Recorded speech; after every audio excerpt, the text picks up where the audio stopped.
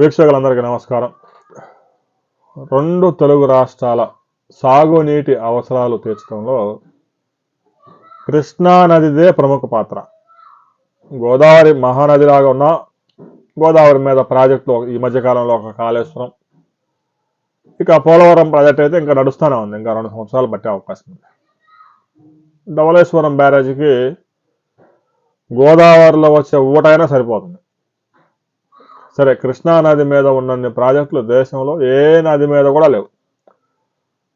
మహారాష్ట్రలో మొదలు పెడితే కోయినా ప్రాజెక్టు దగ్గర నుంచి ఆల్మట్టి, నారాయణపూర్, జూరాల, శ్రీశైలం, కల్వకుర్తి, పోతిరెడ్డిపాడు, భీమా లిఫ్ట్ ఇరిగేషన్, నాగార్జున సాగర్, పులిచింతల, ప్రకాశం బ్యారేజ్, ఇన్ని ప్రాజెక్టులు ఉన్నాయి.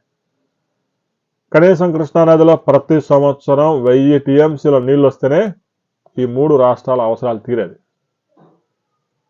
అయితే ఎగువ ప్రాంతాల్లో ఉన్నటువంటి కర్ణాటక ట్రిబ్యునల్ ఆదేశాలను పక్కన పెట్టి ఆల్మట్టి డ్యామ్ ఎత్తు పెంచేందుకు 1,00,000 కోట్ల రూపాయల బడ్జెట్ని కేటాయించడానికి సిద్ధమవుతా ఉంది. సుప్రీంకోర్టు తీర్పును కూడా పట్టించుకోవడం లేదు. ఆల్మట్టి డ్యామ్ ఎత్తు పెంచి ముంపు ప్రాంతం బ్యాక్ సైడ్ 80,000 ఎకరాలు రైతులకు పరిహారం చెల్లించి ఆల్మట్టి డ్యామ్ కింద ప్రతి సంవత్సరం 300 టీఎంసీల నీటిని ఉపయోగించుకునేందుకు కర్ణాటక ప్రభుత్వం చురుగ్గా పావులు కదుపుతా ఉంది. అదే గనక జరిగితే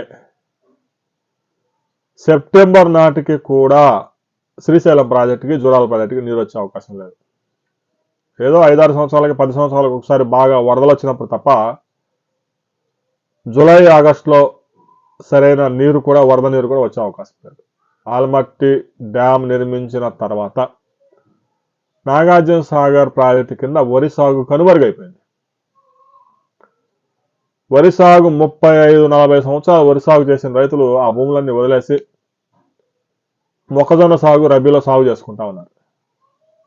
ఇక ఆల్మట్టి డ్యామ్ ఎత్తు పెంపును కనుక తెలుగు రాష్ట్రాలు అడ్డుకోకపోతే, సుప్రీంకోర్టు ఆదేశాలు కనుక కర్ణాటక పట్టించుకోకుండా ఆల్మట్టి డ్యామ్ ఎత్తు పెంచడం కనుక చేస్తే శ్రీశైలం బ్యాక్ వాటర్లో ఉన్న లిఫ్ట్ ఇరిగేషన్లు, పోతిరెడ్డిపాడు తెలుగు గంగ ఏదైతే ఉందో తెలుగు గంగ, ఇక నాగార్జున సాగర్ కింద ఆయకట్టు 20 లక్షల ఎకరాలు ఎడారిగా మారే ప్రమాదం ఉంది.